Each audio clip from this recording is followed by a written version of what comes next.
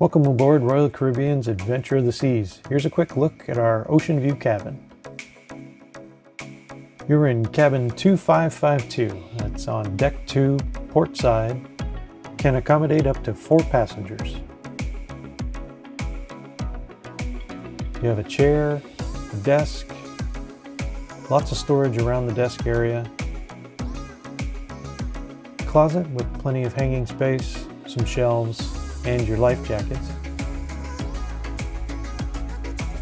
In the bathroom you'll find a small shower. It has a 2-piece curved shower door, so no shower curtain to get stuck to. Your toilet and sink area with plenty of storage.